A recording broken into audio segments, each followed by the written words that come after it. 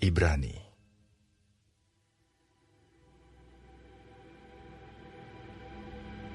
Setelah pada zaman dahulu, Allah berulang kali dan dalam pelbagai cara berbicara kepada nenek moyang kita dengan perantaraan nabi-nabi.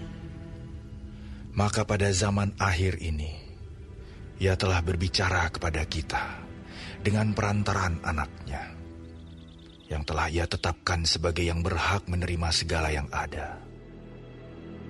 Oleh Dia, Allah telah menjadikan alam semesta. Ia adalah cahaya kemuliaan Allah dan gambar wujud Allah, dan menopang segala yang ada dengan firman-Nya yang penuh kekuasaan. Dan setelah Ia selesai mengadakan penyucian dosa, Ia duduk di sebelah kanan yang maha besar, di tempat yang tinggi, jauh lebih tinggi daripada malaikat-malaikat. Sama seperti nama yang dikaruniakan kepadanya, jauh lebih indah daripada nama mereka.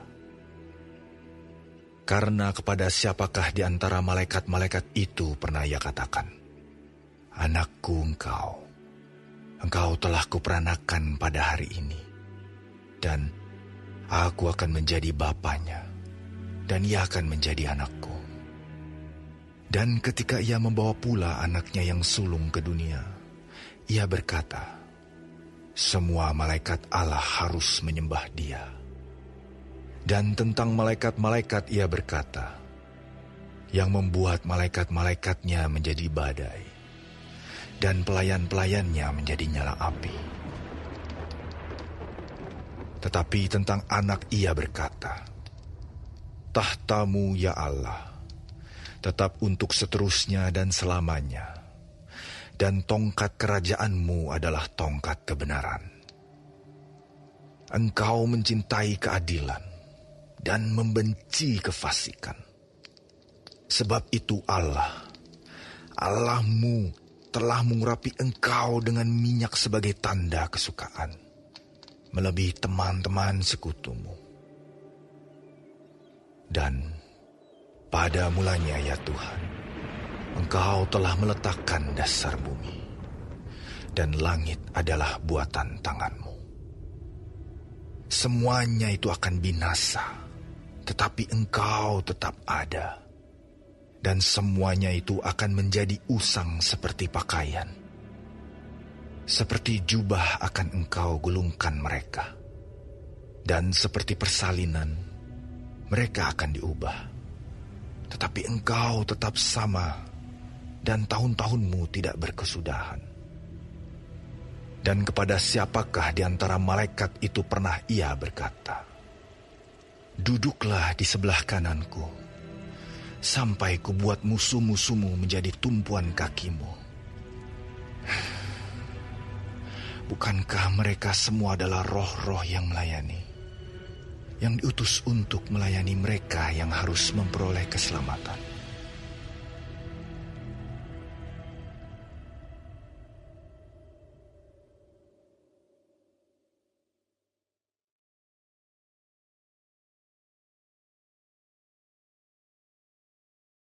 Karena itu, harus lebih teliti kita memperhatikan apa yang telah kita dengar, supaya kita jangan hanyut di bawah arus. Sebab kalau firman yang dikatakan dengan perantaraan malaikat-malaikat tetap berlaku, dan setiap pelanggaran dan ketidaktaatan mendapat balasan yang setimpal, bagaimanakah kita akan luput jikalau kita menyia-nyiakan keselamatan yang sebesar itu, yang mula-mula diberitakan oleh Tuhan dan oleh mereka yang telah mendengarnya kepada kita dengan cara yang dapat dipercayai, sedangkan Allah meneguhkan kesaksian mereka oleh tanda-tanda dan mujizat-mujizat, dan oleh berbagai-bagai penyataan kekuasaan, dan karena Roh Kudus yang dibagi-bagikannya menurut kehendak-Nya.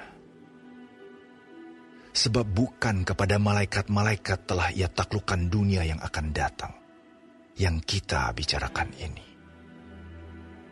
Ada orang yang pernah memberi kesaksian di dalam suatu nas. Katanya, "Apakah manusia sehingga engkau mengingatnya, atau anak manusia sehingga engkau mengindahkannya?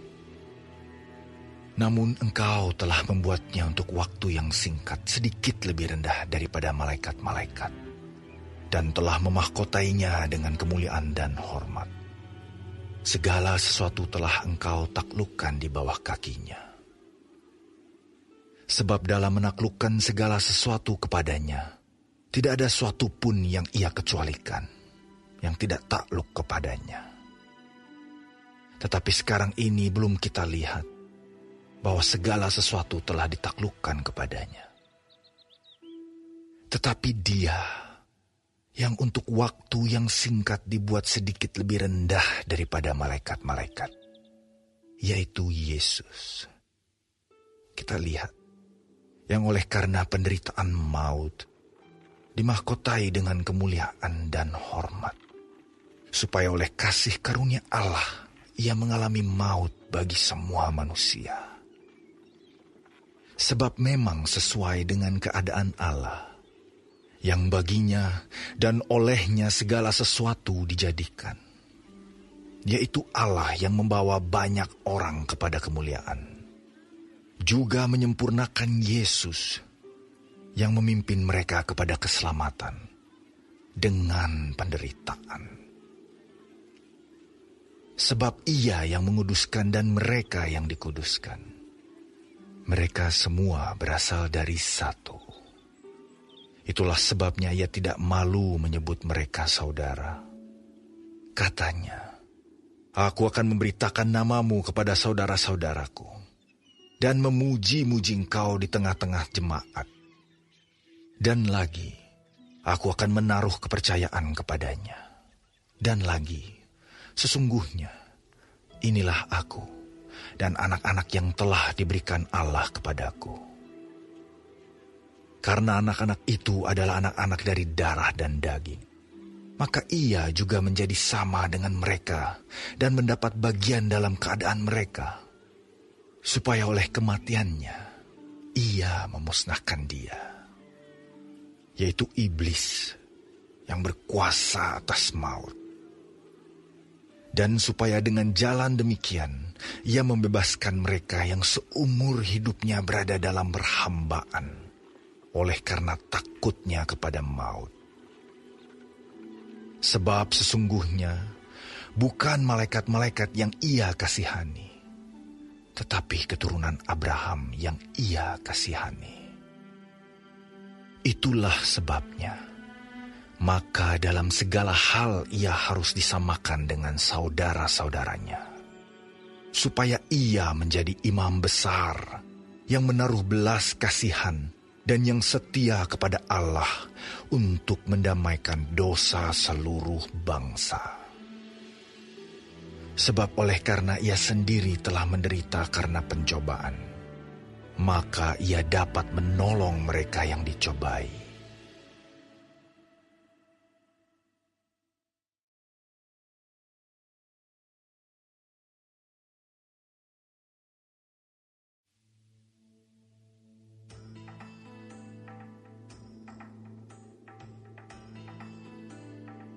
Sebab itu, hai saudara-saudara yang kudus, yang mendapat bagian dalam panggilan surgawi, pandanglah kepada Rasul dan Imam Besar yang kita akui, yaitu Yesus, yang setia kepada Dia yang telah menetapkannya, sebagaimana Musa pun setia dalam segenap rumahnya.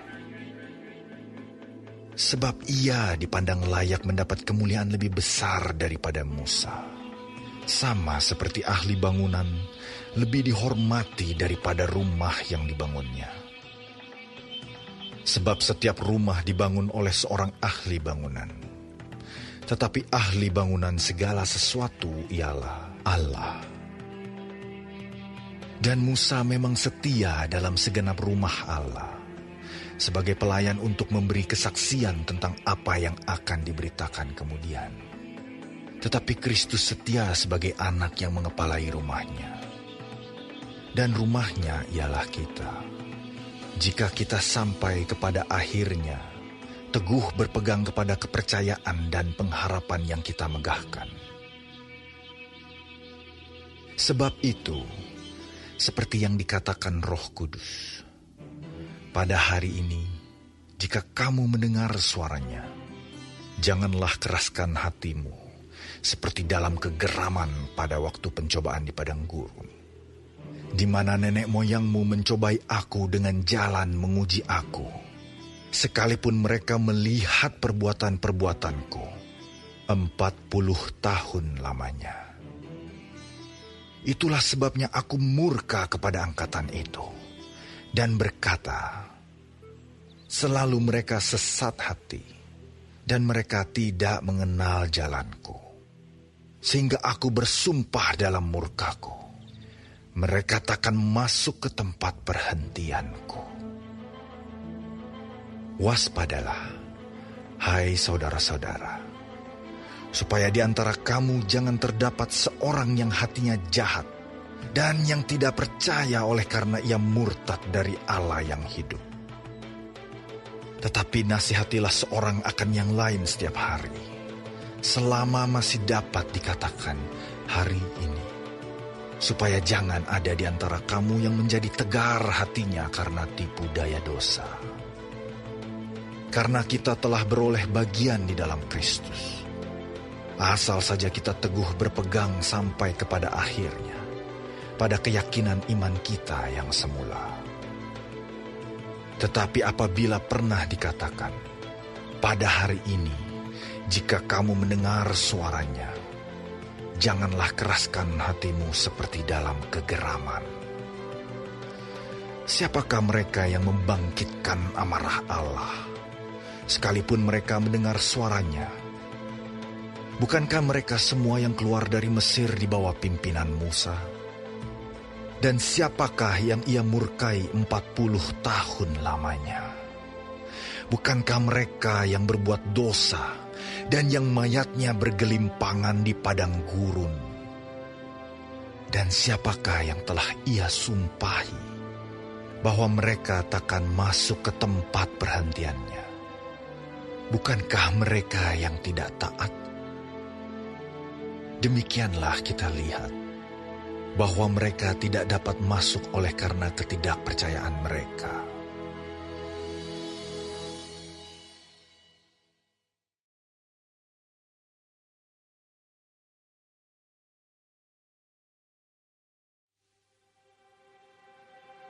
Sebab itu, baiklah kita waspada, supaya jangan ada seorang di antara kamu yang dianggap ketinggalan, sekalipun janji akan masuk ke dalam perhentiannya masih berlaku.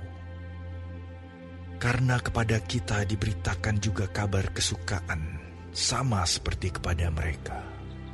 Tetapi firman pemberitaan itu tidak berguna bagi mereka, karena tidak bertumbuh bersama-sama oleh iman dengan mereka yang mendengarnya. Sebab kita yang beriman akan masuk ke tempat perhentian seperti yang ia katakan. Sehingga aku bersumpah dalam murkaku, mereka takkan masuk ke tempat perhentianku, sekalipun pekerjaannya sudah selesai sejak dunia dijadikan. Sebab tentang hari ketujuh pernah dikatakan di dalam suatu nas, dan Allah berhenti pada hari ketujuh dari segala pekerjaannya. Dan dalam nas itu kita baca, mereka takkan masuk ke tempat perhentianku. Jadi sudah jelas bahwa ada sejumlah orang akan masuk ke tempat perhentian itu, sedangkan mereka yang kepadanya lebih dahulu diberitakan kabar kesukaan itu tidak masuk karena ketidaktaatan mereka. Sebab itu ia menetapkan pula suatu hari, yaitu hari ini, ketika ia setelah sekian lama berfirman dengan perantaraan Daud seperti dikatakan di atas.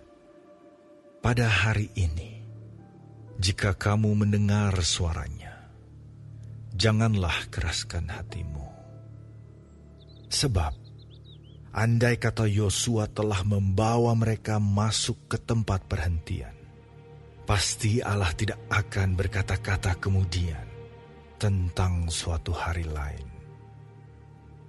Jadi, masih tersedia suatu hari perhentian, hari ketujuh bagi umat Allah.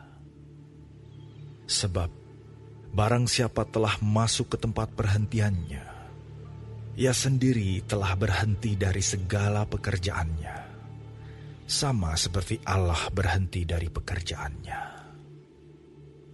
Karena itu, baiklah kita berusaha untuk masuk ke dalam perhentian itu, supaya jangan seorang pun jatuh karena mengikuti contoh ketidaktaatan itu juga. Sebab firman Allah hidup dan kuat dan lebih tajam daripada pedang bermata dua manapun. Ia menusuk amat dalam sampai memisahkan jiwa dan roh, sendi-sendi dan sumsum. Ia sanggup membedakan pertimbangan dan pikiran hati kita. Dan tidak ada suatu makhluk pun yang tersembunyi di hadapannya. Sebab segala sesuatu telanjang dan terbuka di depan mata Dia, yang kepadanya kita harus memberikan pertanggungan jawab. Karena kita sekarang mempunyai imam besar agung yang telah melintasi semua langit, yaitu Yesus, Anak Allah. Baiklah kita teguh berpegang pada pengakuan iman kita. Sebab imam besar yang kita punya bukanlah imam besar yang tidak dapat turut merasakan kelemahan-kelemahan kita. Sebaliknya sama dengan kita. Ia telah dicobai, hanya tidak berbuat dosa. Sebab itu, marilah kita dengan penuh keberanian menghampiri tahta kasih karunia, supaya kita menerima rahmat dan menemukan kasih karunia untuk mendapat pertolongan kita pada waktunya.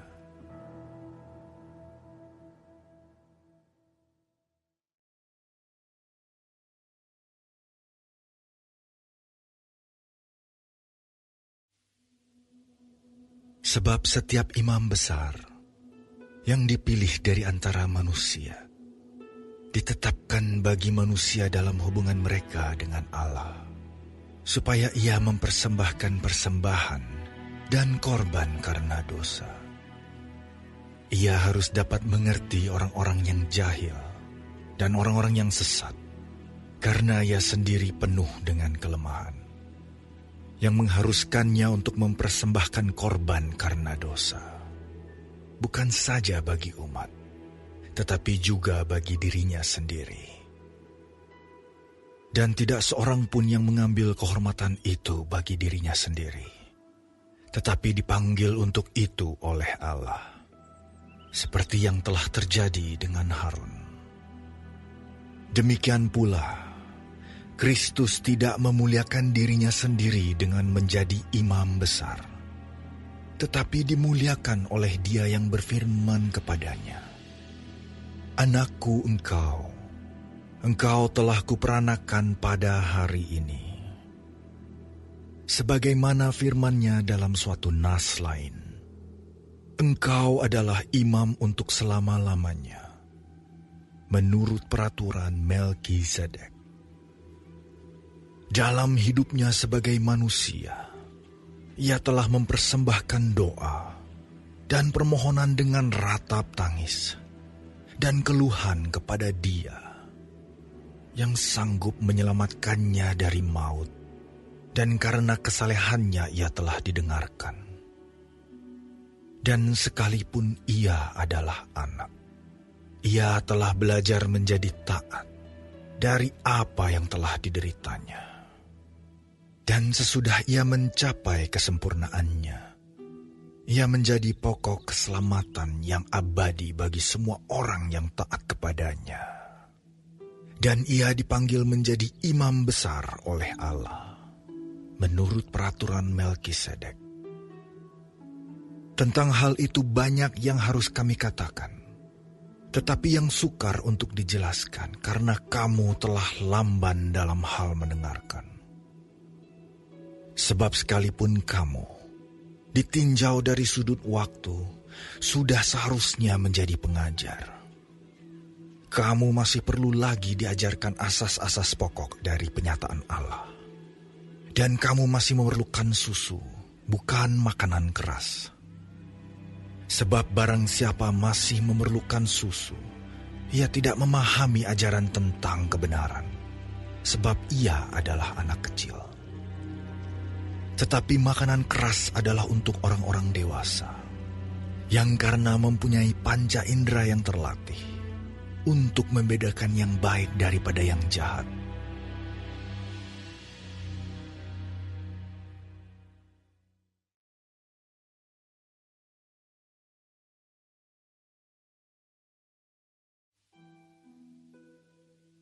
Sebab itu, marilah kita tinggalkan asas-asas pertama dari ajaran tentang Kristus dan beralih kepada perkembangannya yang penuh. Janganlah kita meletakkan lagi dasar pertobatan dari perbuatan-perbuatan yang sia-sia dan dasar kepercayaan kepada Allah, yaitu ajaran tentang pelbagai pembaptisan, penumpangan tangan, kebangkitan orang-orang mati dan hukuman kekal.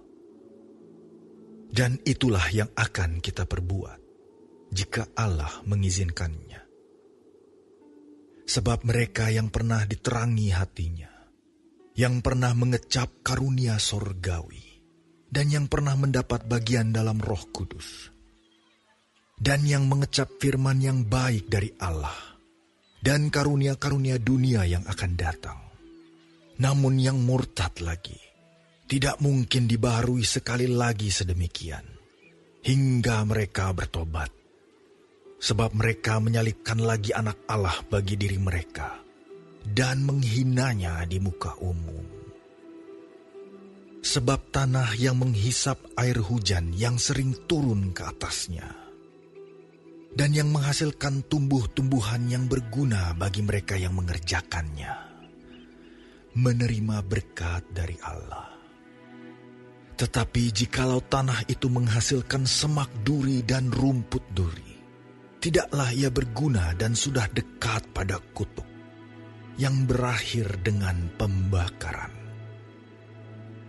Tetapi, hai saudara-saudaraku yang kekasih, sekalipun kami berkata demikian tentang kamu, kami yakin bahwa kamu memiliki sesuatu yang lebih baik, yang mengandung keselamatan. Sebab Allah bukan tidak adil, sehingga ia lupa akan pekerjaanmu dan kasihmu, yang kamu tunjukkan terhadap namanya oleh pelayanan kamu kepada orang-orang kudus, yang masih kamu lakukan sampai sekarang. Tetapi kami ingin, supaya kamu masing-masing menunjukkan kesungguhan yang sama untuk menjadikan pengharapanmu suatu milik yang pasti, sampai pada akhirnya, agar kamu jangan menjadi lamban, tetapi menjadi penurut-penurut mereka, yang oleh iman dan kesabaran mendapat bagian dalam apa yang dijanjikan Allah. Sebab ketika Allah memberikan janjinya kepada Abraham, ia bersumpah demi dirinya sendiri, karena tidak ada orang yang lebih tinggi daripadanya. Katanya, sesungguhnya aku akan memberkati engkau berlimpah-limpah, dan akan membuat engkau sangat banyak. Abraham menanti dengan sabar, dan dengan demikian ia memperoleh apa yang dijanjikan kepadanya. Sebab manusia bersumpah demi orang yang lebih tinggi, dan sumpah itu menjadi suatu pengokohan baginya, yang mengakhiri segala bantahan. Karena itu, untuk lebih meyakinkan mereka yang berhak menerima janji itu akan kepastian putusannya, Allah telah mengikat dirinya dengan sumpah, supaya oleh dua kenyataan yang tidak berubah-ubah, tentang mana Allah tidak mungkin berdusta, kita yang mencari perlindungan beroleh dorongan yang kuat untuk menjangkau pengharapan yang terletak di depan kita.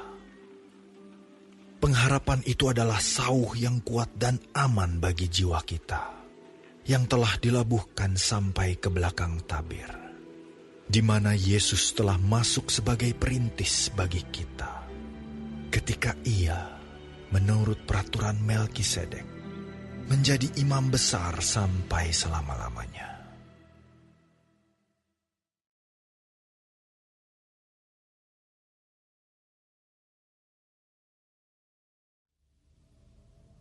Sebab Melkisedek adalah Raja Salem dan Imam Allah yang Maha Tinggi.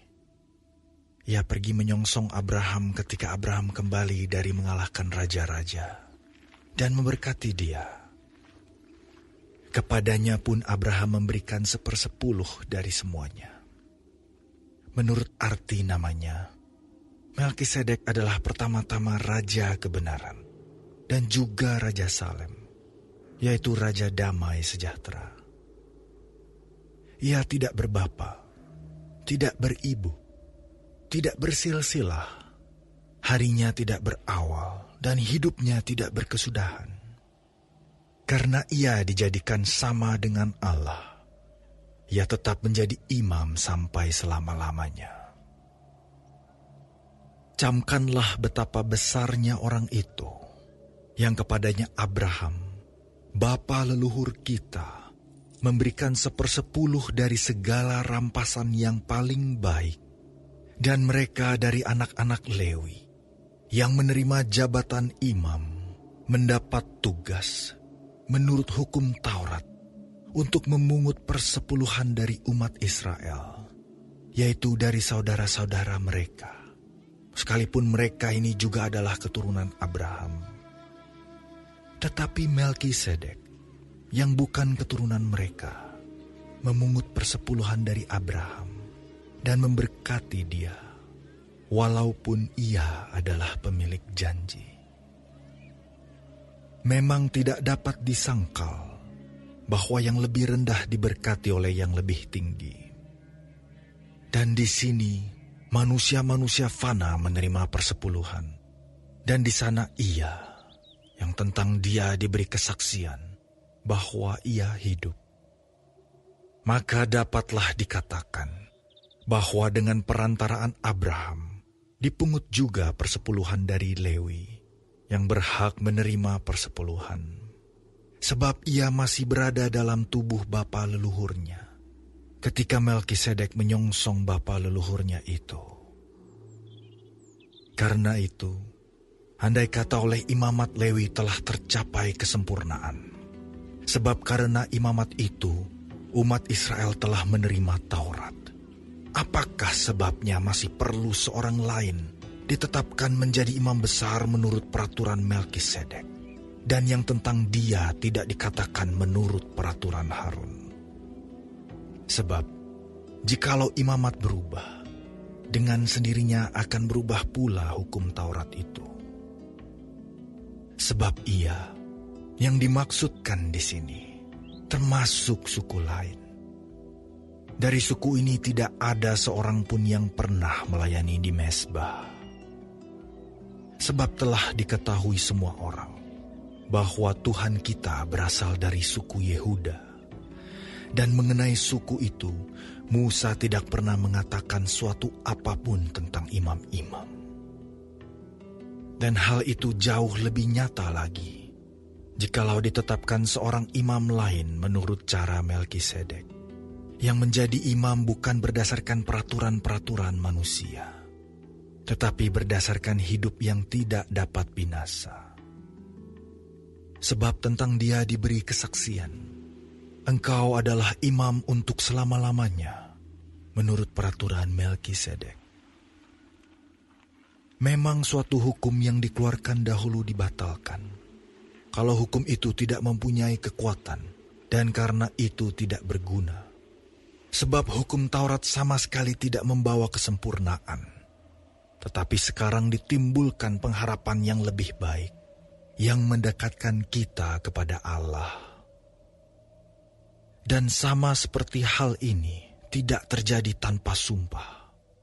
Memang mereka telah menjadi imam tanpa sumpah. Tetapi ia dengan sumpah diucapkan oleh Dia yang berfirman kepadanya, Tuhan telah bersumpah, dan ia tidak akan menyesal. Engkau adalah imam untuk selama-lamanya. Demikian pula Yesus adalah jaminan dari suatu perjanjian yang lebih kuat. Dan dalam jumlah yang besar, mereka telah menjadi imam. Karena mereka dicegah oleh maut untuk tetap menjabat imam. Tetapi, karena ia tetap selama-lamanya, imamatnya tidak dapat beralih kepada orang lain. Karena itu, ia sanggup juga menyelamatkan dengan sempurna semua orang yang oleh Dia datang kepada Allah. Sebab ia hidup senantiasa untuk menjadi pengantara mereka. Sebab imam besar yang demikianlah yang kita perlukan, yaitu yang saleh, tanpa salah, tanpa noda, yang terpisah dari orang-orang berdosa, dan lebih tinggi daripada tingkat-tingkat sorga. Yang tidak seperti imam-imam besar lain, yang setiap hari harus mempersembahkan korban untuk dosanya sendiri, dan sesudah itu barulah untuk dosa umatnya. Sebab hal itu telah dilakukannya satu kali untuk selama-lamanya, ketika ia mempersembahkan dirinya sendiri sebagai korban. Sebab hukum Taurat menetapkan orang-orang yang diliputi kelemahan menjadi imam besar. Tetapi sumpah yang diucapkan kemudian daripada hukum Taurat menetapkan anak yang telah menjadi sempurna sampai selama-lamanya.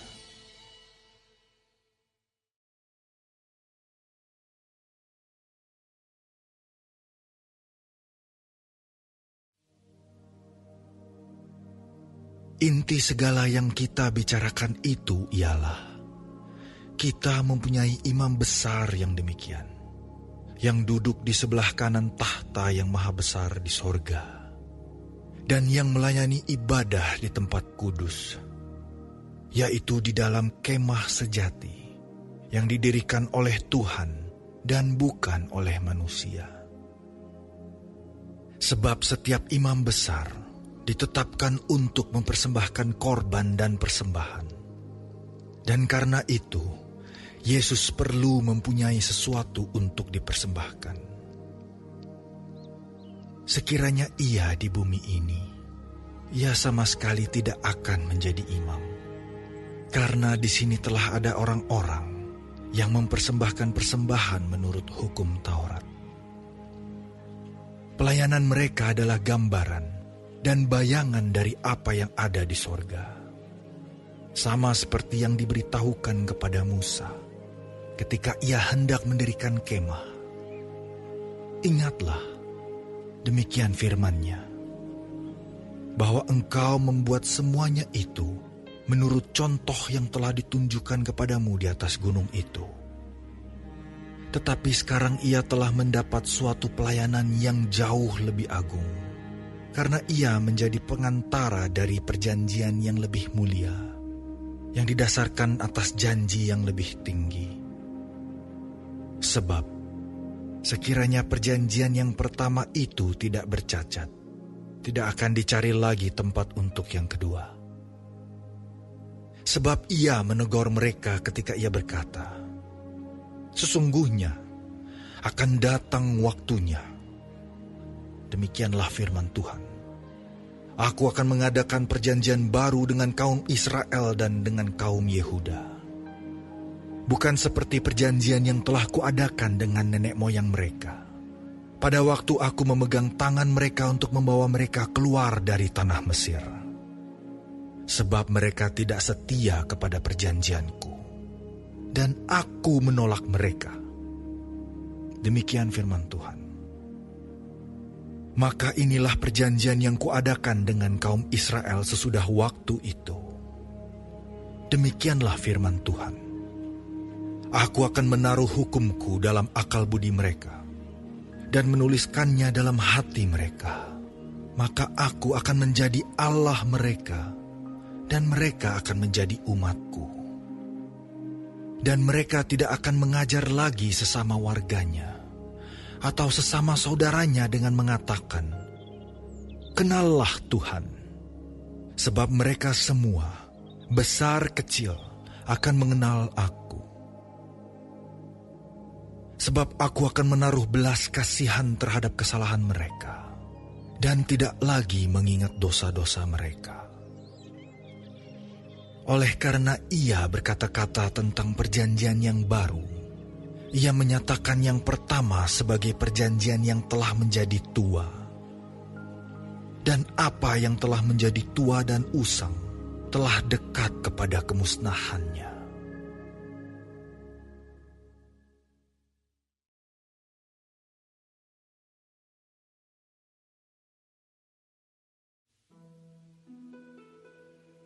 Memang perjanjian yang pertama juga mempunyai peraturan-peraturan untuk ibadah dan untuk tempat kudus buatan tangan manusia. Sebab ada dipersiapkan suatu kemah, yaitu bagian yang paling depan, dan di situ terdapat kaki dian dan meja dengan roti sajian. Bagian ini disebut tempat yang kudus. Di belakang tirai yang kedua, terdapat suatu kemah lagi yang disebut tempat yang maha kudus. Di situ terdapat mezbah pembakaran ukupan dari emas dan tabut perjanjian yang seluruhnya disalut dengan emas. Di dalam tabut perjanjian itu tersimpan buli-buli emas berisi mana, tongkat Harun yang pernah bertunas, dan loh-loh batu yang bertuliskan perjanjian. Dan di atasnya kedua kerup kemuliaan yang menaungi tutup pendamaian. Tetapi hal ini tidak dapat kita bicarakan sekarang secara terperinci. Demikianlah caranya tempat yang kudus itu diatur. Maka imam-imam senantiasa masuk ke dalam kemah yang paling depan itu untuk melakukan ibadah mereka. Tetapi ke dalam kemah yang kedua, hanya imam besar saja yang masuk sekali setahun. Dan harus dengan darah yang ia persembahkan karena dirinya sendiri. Dan karena pelanggaran-pelanggaran yang dibuat oleh umatnya dengan tidak sadar. Dengan ini Roh Kudus menyatakan bahwa jalan ke tempat yang kudus itu belum terbuka selama kemah yang pertama itu masih ada. Itu adalah kiasan masa sekarang. Sesuai dengan itu dipersembahkan korban dan persembahan yang tidak dapat menyempurnakan mereka, yang mempersembahkannya menurut hati nurani mereka. Karena semuanya itu, di samping makanan, minuman, dan pelbagai macam pembasuhan, hanyalah peraturan-peraturan untuk hidup insani yang hanya berlaku sampai tibanya waktu pembaharuan. Tetapi Kristus telah datang sebagai imam besar untuk hal-hal yang baik yang akan datang. Ia telah melintasi kemah yang lebih besar dan yang lebih sempurna, yang bukan dibuat oleh tangan manusia. Artinya yang tidak termasuk ciptaan ini. Dan ia telah masuk satu kali untuk selama-lamanya ke dalam tempat yang kudus, bukan dengan membawa darah domba jantan dan darah anak lembu, tetapi dengan membawa darahnya sendiri. Dan dengan itu, ia telah mendapat kelepasan yang kekal. Sebab, jika darah domba jantan dan darah lembu jantan dan percikan abu lembu muda menguduskan mereka yang najis, sehingga mereka disucikan secara lahiriah, betapa lebihnya darah Kristus, yang oleh Roh yang kekal telah mempersembahkan dirinya sendiri kepada Allah sebagai persembahan yang tak bercacat, akan menyucikan hati nurani kita dari perbuatan-perbuatan yang sia-sia supaya kita dapat beribadah kepada Allah yang hidup. Karena itu, Ia adalah pengantara dari suatu perjanjian yang baru, supaya mereka yang telah terpanggil dapat menerima bagian kekal yang dijanjikan. Sebab Ia telah mati untuk menebus pelanggaran-pelanggaran yang telah dilakukan selama perjanjian yang pertama. Sebab di mana ada wasiat, di situ harus diberitahukan tentang kematian pembuat wasiat itu. Karena suatu wasiat barulah sah kalau pembuat wasiat itu telah mati, sebab ia tidak berlaku selama pembuat wasiat itu masih hidup. Itulah sebabnya, maka perjanjian yang pertama tidak disahkan tanpa darah. Sebab sesudah Musa memberitahukan semua perintah hukum Taurat kepada seluruh umat, ia mengambil darah anak lembu dan darah domba jantan serta air, dan bulu merah dan hisop, lalu memerciki kitab itu sendiri dan seluruh umat, sambil berkata, "Inilah darah perjanjian yang ditetapkan Allah bagi kamu." Dan juga kemah dan semua alat untuk ibadah dipercikinya secara demikian dengan darah. Dan hampir segala sesuatu disucikan menurut hukum Taurat dengan darah. Dan tanpa penumpahan darah tidak ada pengampunan. Jadi, segala sesuatu yang melambangkan apa yang ada di sorga haruslah ditahirkan secara demikian. Tetapi benda-benda surgawi sendiri oleh persembahan-persembahan yang lebih baik daripada itu. Sebab Kristus bukan masuk ke dalam tempat kudus buatan tangan manusia, yang hanya merupakan gambaran saja dari yang sebenarnya, tetapi ke dalam sorga sendiri, untuk menghadap hadirat Allah, guna kepentingan kita. Dan ia bukan masuk untuk berulang-ulang mempersembahkan dirinya sendiri, sebagaimana imam besar setiap tahun masuk ke dalam tempat kudus dengan darah yang bukan darahnya sendiri. Sebab jika demikian, ia harus berulang-ulang menderita sejak dunia ini dijadikan. Tetapi sekarang ia hanya satu kali saja menyatakan dirinya, pada zaman akhir, untuk menghapuskan dosa oleh korbannya. Dan sama seperti manusia, ditetapkan untuk mati hanya satu kali saja, dan sesudah itu dihakimi. Demikian pula, Kristus hanya satu kali saja mengorbankan dirinya untuk menanggung dosa banyak orang. Sesudah itu ia akan menyatakan dirinya sekali lagi, tanpa menanggung dosa, untuk menganugerahkan keselamatan kepada mereka yang menantikan Dia.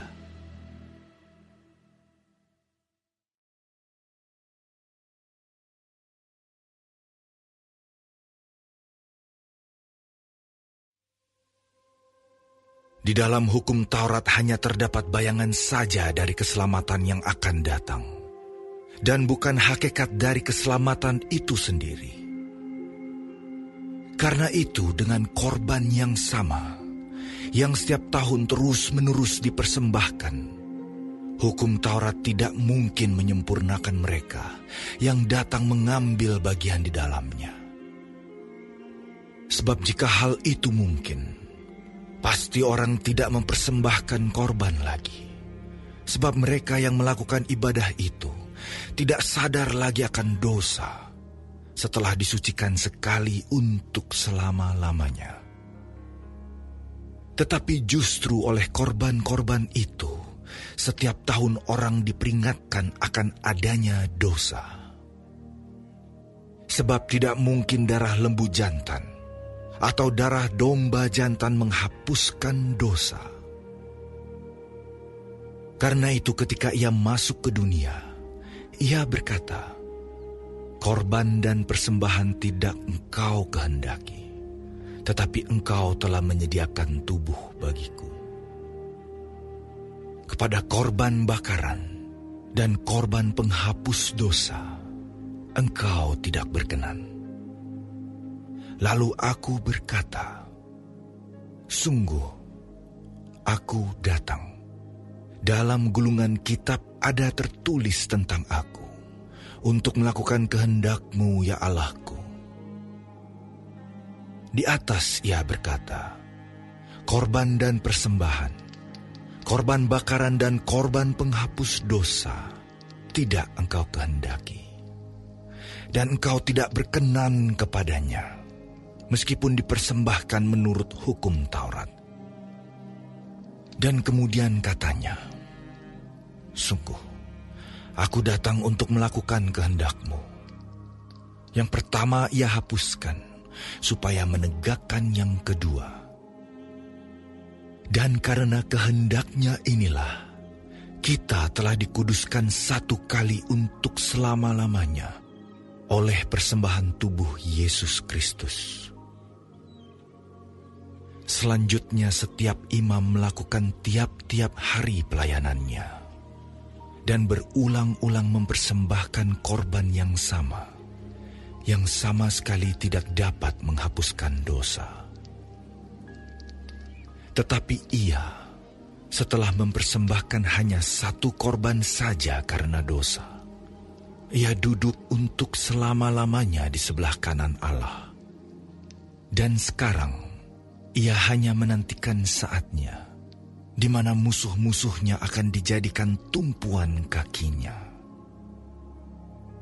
Sebab oleh satu korban saja, ia telah menyempurnakan untuk selama-lamanya mereka yang ia kuduskan.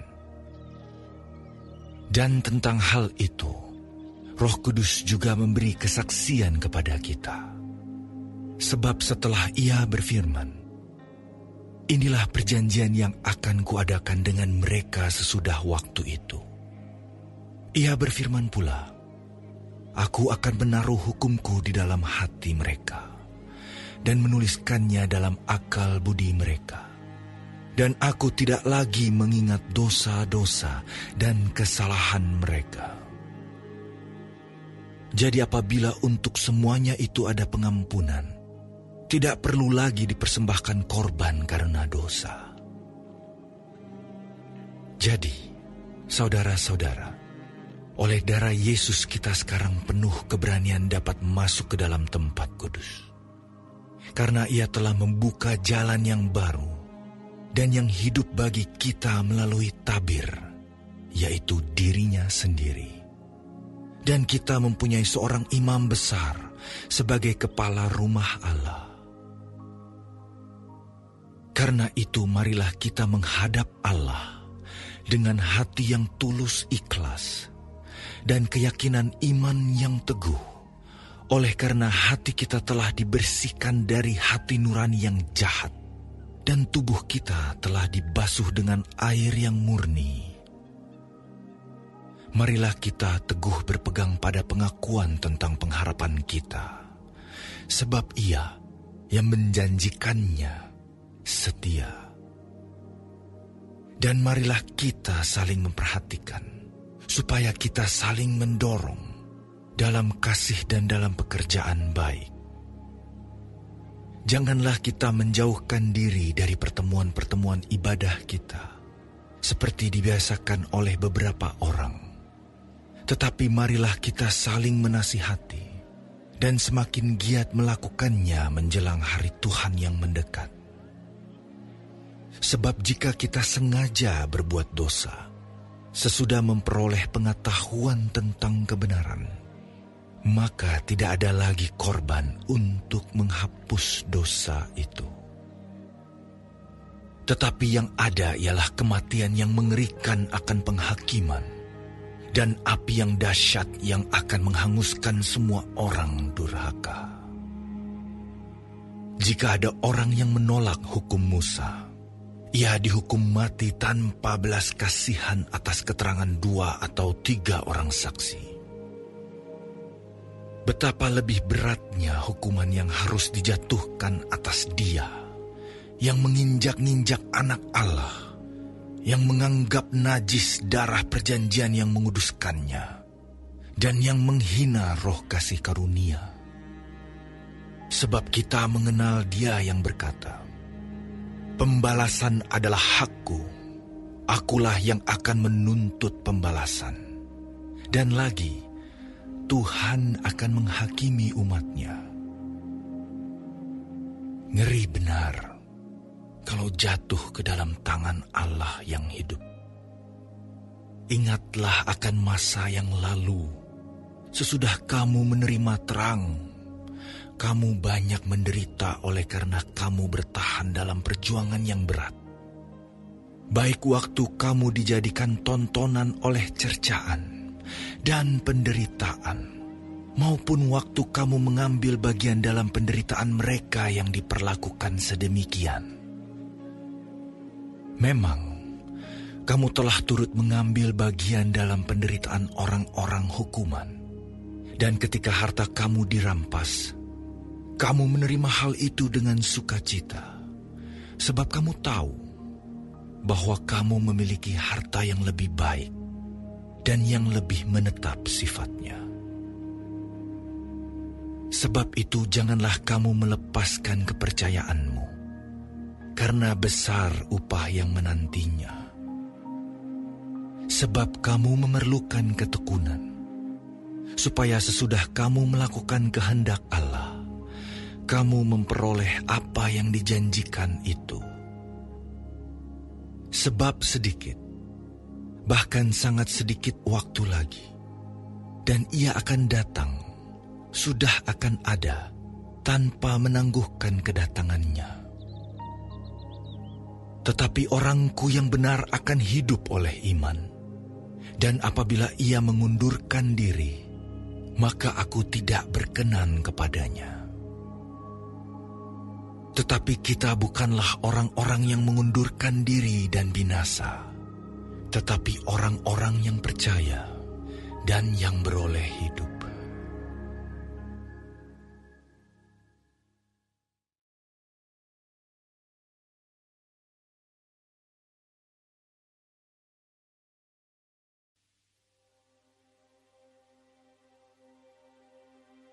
Iman adalah dasar dari segala sesuatu yang kita harapkan, dan bukti dari segala sesuatu yang tidak kita lihat.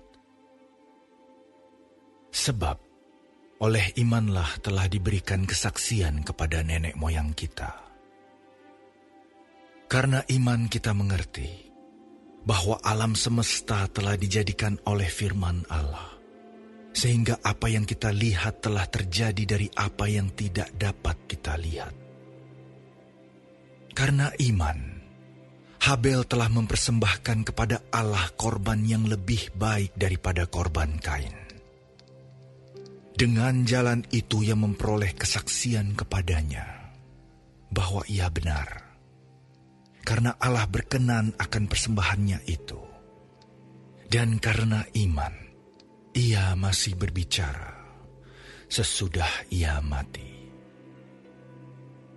Karena iman, Henokh terangkat, supaya ia tidak mengalami kematian, dan ia tidak ditemukan, karena Allah telah mengangkatnya.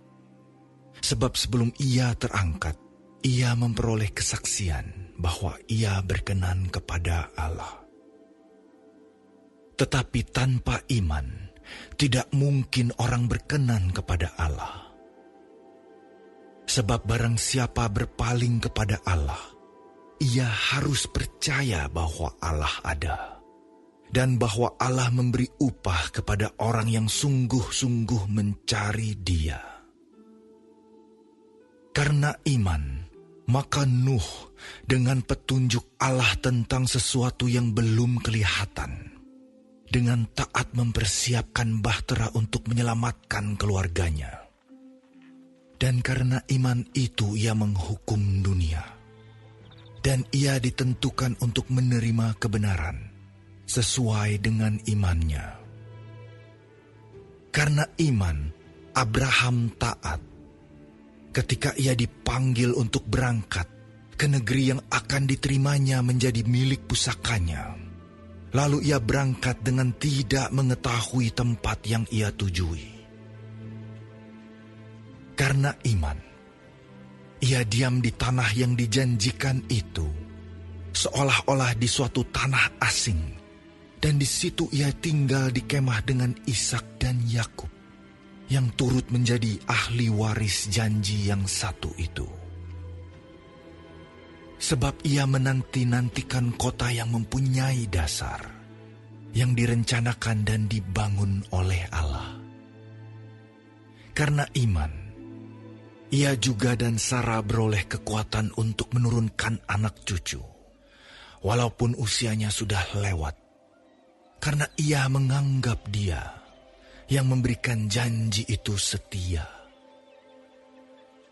Itulah sebabnya, maka dari satu orang, malahan orang yang telah mati pucuk, terpancar keturunan besar, seperti bintang di langit, dan seperti pasir di tepi laut, yang tidak terhitung banyaknya.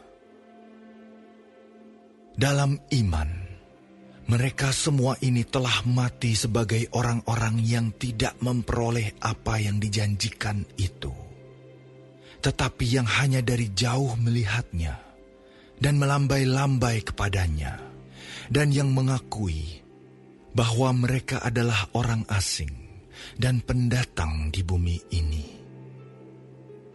Sebab mereka yang berkata demikian menyatakan bahwa mereka dengan rindu mencari suatu tanah air. Dan kalau sekiranya dalam hal itu mereka ingat akan tanah asal yang telah mereka tinggalkan, maka mereka cukup mempunyai kesempatan untuk pulang ke situ.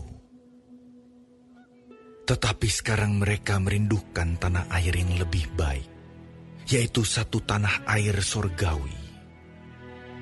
Sebab itu Allah tidak malu disebut Allah mereka, karena Ia telah mempersiapkan sebuah kota bagi mereka. Karena iman, maka Abraham, tatkala ia dicobai, mempersembahkan Ishak. Ia yang telah menerima janji itu rela mempersembahkan anaknya yang tunggal. Walaupun kepadanya telah dikatakan, keturunan yang berasal dari Ishaklah yang akan disebut keturunanmu. Karena ia berpikir bahwa Allah berkuasa membangkitkan orang-orang sekalipun dari antara orang mati. Dan dari sana ia seakan-akan telah menerimanya kembali. Karena iman maka Ishak, sambil memandang jauh ke depan, memberikan berkatnya kepada Yakub dan Esau. Karena iman, maka Yakub, ketika hampir waktunya akan mati, memberkati kedua anak Yusuf, lalu menyembah sambil bersandar pada kepala tongkatnya. Karena iman, maka Yusuf menjelang matinya memberitakan tentang keluarnya orang-orang Israel dan memberi pesan tentang tulang belulangnya. Karena iman, maka Musa setelah ia lahir disembunyikan selama 3 bulan oleh orang tuanya. Karena mereka melihat bahwa anak itu elok rupanya dan mereka tidak takut akan perintah raja. Karena iman maka Musa setelah dewasa menolak disebut anak putri Firaun. Karena ia lebih suka menderita sengsara dengan umat Allah daripada untuk sementara menikmati kesenangan dari dosa. Ia menganggap penghinaan karena Kristus sebagai kekayaan yang lebih besar daripada semua harta Mesir. Sebab pandangannya ia arahkan kepada upah. Karena iman, maka ia telah meninggalkan Mesir dengan tidak takut akan murka raja. Ia bertahan sama seperti ia melihat apa yang tidak kelihatan. Karena iman, maka ia mengadakan Paskah dan pemercikan darah. supaya pembinasa anak-anak sulung jangan menyentuh mereka. Karena iman, maka mereka telah melintasi Laut Merah sama seperti melintasi tanah kering.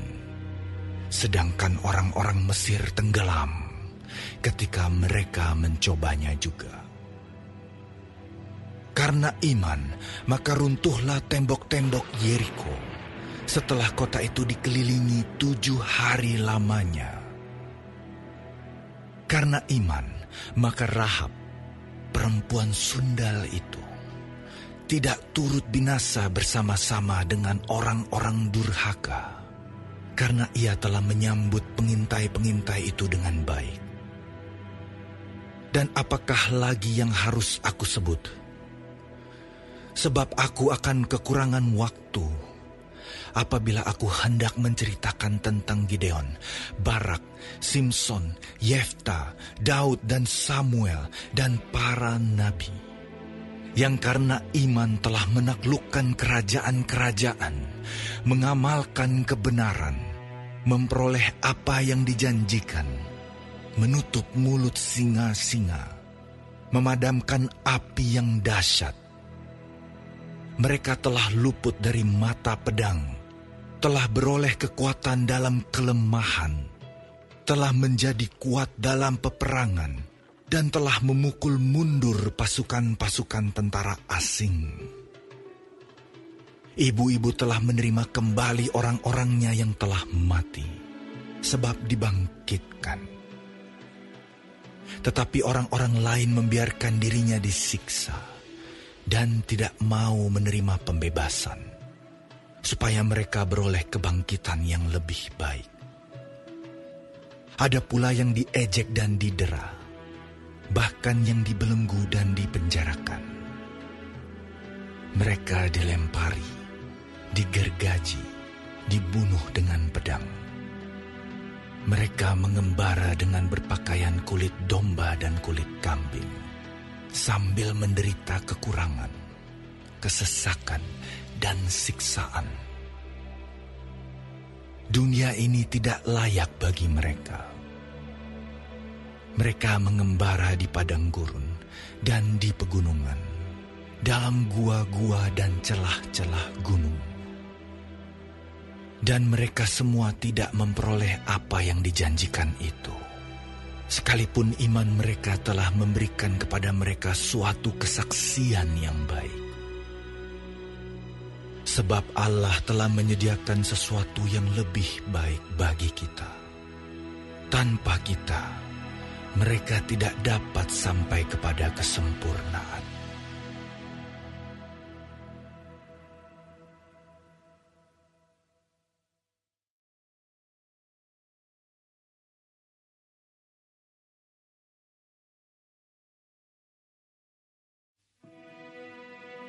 Karena kita mempunyai banyak saksi, bagaikan awan yang mengelilingi kita, marilah kita menanggalkan semua beban dan dosa yang begitu merintangi kita, dan berlomba dengan tekun dalam perlombaan yang diwajibkan bagi kita.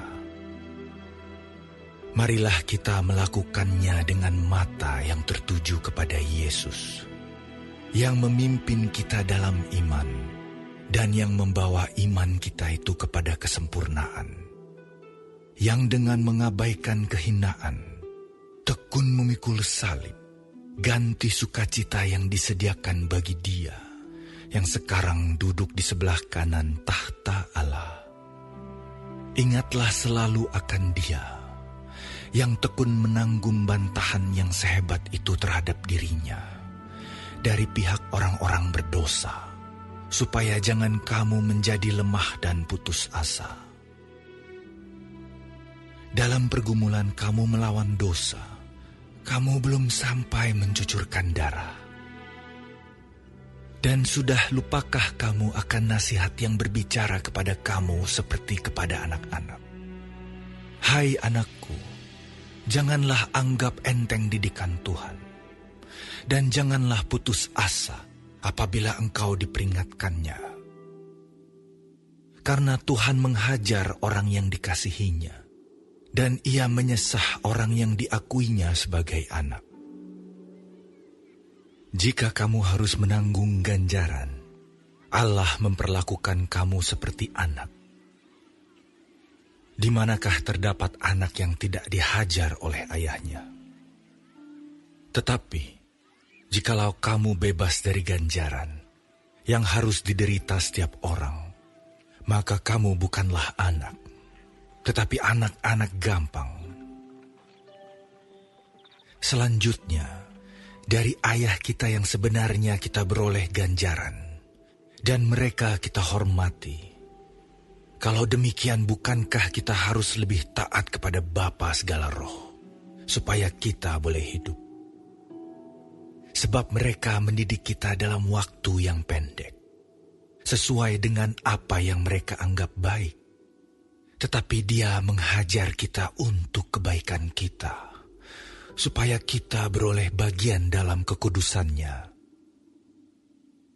Memang tiap-tiap ganjaran pada waktu ia diberikan tidak mendatangkan sukacita, tetapi duka cita.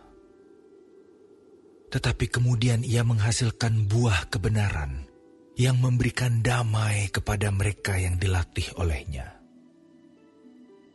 Sebab itu, kuatkanlah tangan yang lemah dan lutut yang goyah, dan luruskanlah jalan bagi kakimu, sehingga yang pincang jangan terpelecok, tetapi menjadi sembuh. Berusahalah hidup damai dengan semua orang, dan kejarlah kekudusan. Sebab tanpa kekudusan tidak seorang pun akan melihat Tuhan. Jagalah supaya jangan ada seorang pun menjauhkan diri dari kasih karunia Allah, agar jangan tumbuh akar yang pahit, yang menimbulkan kerusuhan, dan yang mencemarkan banyak orang. Janganlah ada orang yang menjadi cabul, atau yang mempunyai nafsu yang rendah seperti Esau, yang menjual hak kesulungannya untuk sepiring makanan. Sebab kamu tahu bahwa kemudian ketika ia hendak menerima berkat itu, ia ditolak, sebab ia tidak beroleh kesempatan untuk memperbaiki kesalahannya. Sekalipun ia mencarinya dengan mencucurkan air mata.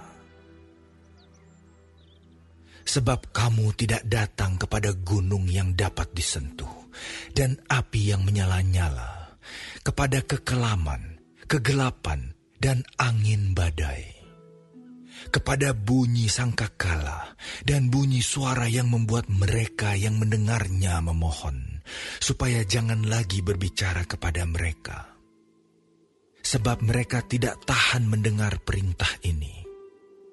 Bahkan jika binatang pun yang menyentuh gunung, ia harus dilempari dengan batu. Dan sangat mengerikan pemandangan itu, sehingga Musa berkata, "Aku sangat ketakutan dan sangat gemetar." Tetapi kamu sudah datang ke Bukit Sion, ke kota Allah yang hidup, Yerusalem sorgawi, dan kepada beribu-ribu malaikat, suatu kumpulan yang meriah, dan kepada jemaat anak-anak sulung yang namanya terdaftar di sorga, dan kepada Allah yang menghakimi semua orang, dan kepada roh-roh orang-orang benar yang telah menjadi sempurna, dan kepada Yesus, pengantara perjanjian baru, dan kepada darah pemercikan, yang berbicara lebih kuat daripada darah Habel. Jagalah supaya kamu jangan menolak Dia yang berfirman, sebab jikalau mereka yang menolak Dia yang menyampaikan firman Allah di bumi tidak luput, apalagi kita, jika kita berpaling dari Dia yang berbicara dari surga. Waktu itu suaranya menggoncangkan bumi, tetapi sekarang Ia memberikan janji. Satu kali lagi aku akan menggoncangkan bukan hanya bumi saja, melainkan langit juga. ungkapan satu kali lagi menunjukkan kepada perubahan pada apa yang dapat digoncangkan. Karena ia dijadikan supaya tinggal tetap apa yang tidak tergoncangkan. Jadi, karena kita menerima kerajaan yang tidak tergoncangkan, marilah kita mengucap syukur dan beribadah kepada Allah menurut cara yang berkenan kepadanya, dengan hormat dan takut. Sebab Allah kita adalah api yang menghanguskan.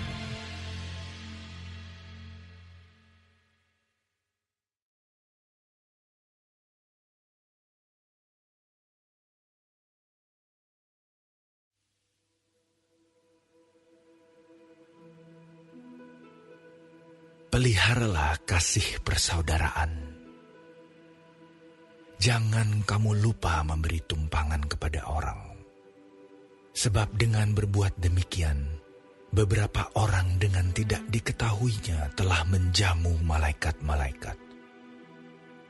Ingatlah akan orang-orang hukuman, karena kamu sendiri juga adalah orang-orang hukuman. Dan ingatlah akan orang-orang yang diperlakukan sewenang-wenang, karena kamu sendiri juga masih hidup di dunia ini.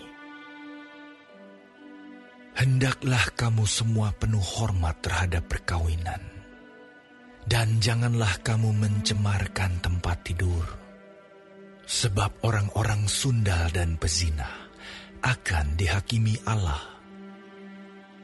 Janganlah kamu menjadi hamba uang, dan cukupkanlah dirimu dengan apa yang ada padamu. Karena Allah telah berfirman, Aku sekali-kali tidak akan membiarkan engkau, dan aku sekali-kali tidak akan meninggalkan engkau.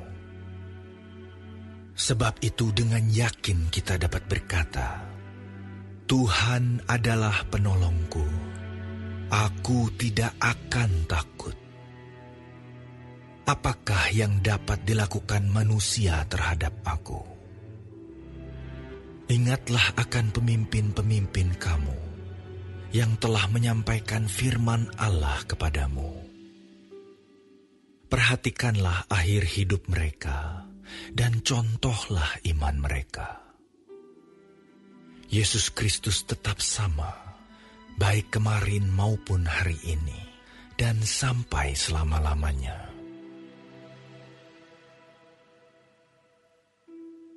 Janganlah kamu disesatkan oleh berbagai-bagai ajaran asing.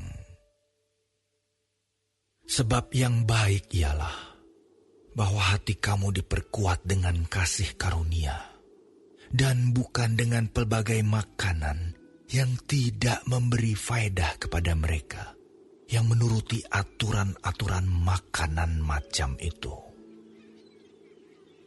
Kita mempunyai suatu mezbah, dan orang-orang yang melayani kemah tidak boleh makan dari apa yang di dalamnya. Karena tubuh binatang-binatang yang darahnya dibawa masuk ke tempat kudus oleh imam besar sebagai korban penghapus dosa, dibakar di luar perkemahan. Itu jugalah sebabnya Yesus telah menderita di luar pintu gerbang, untuk menguduskan umatnya dengan darahnya sendiri. Karena itu, marilah kita pergi kepadanya di luar perkemahan dan menanggung kehinaannya. Sebab di sini kita tidak mempunyai tempat tinggal yang tetap. Kita mencari kota yang akan datang.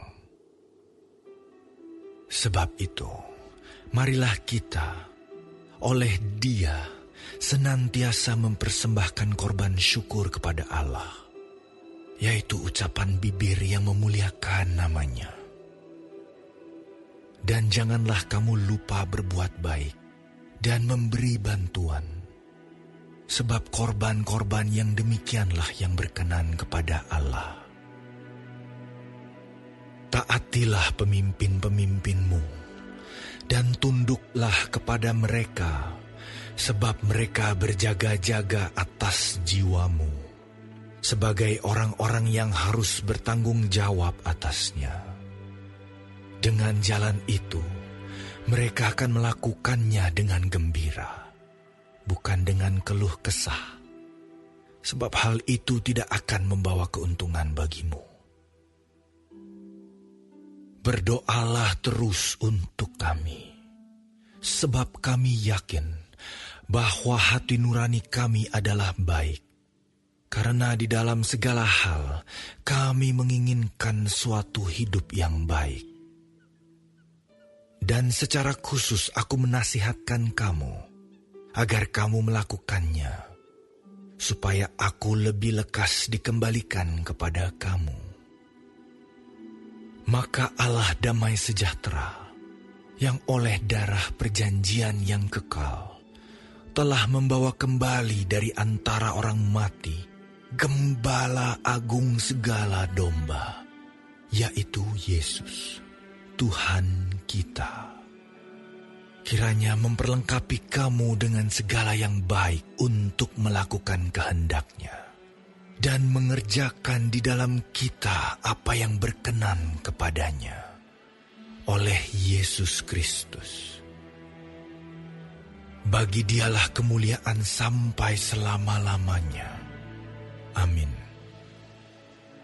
Dan aku menasihatkan kamu, saudara-saudara, supaya kata-kata nasihat ini kamu sambut dengan rela hati, sekalipun pendek saja suratku ini kepada kamu. Ketahuilah bahwa Timotius, saudara kita, telah berangkat. Segera sesudah ia datang, aku akan mengunjungi kamu bersama-sama dengan dia. Sampaikanlah salam kepada semua pemimpin kamu dan semua orang kudus. Terimalah salam dari saudara-saudara di Italia. Kasih karunia menyertai kamu sekalian.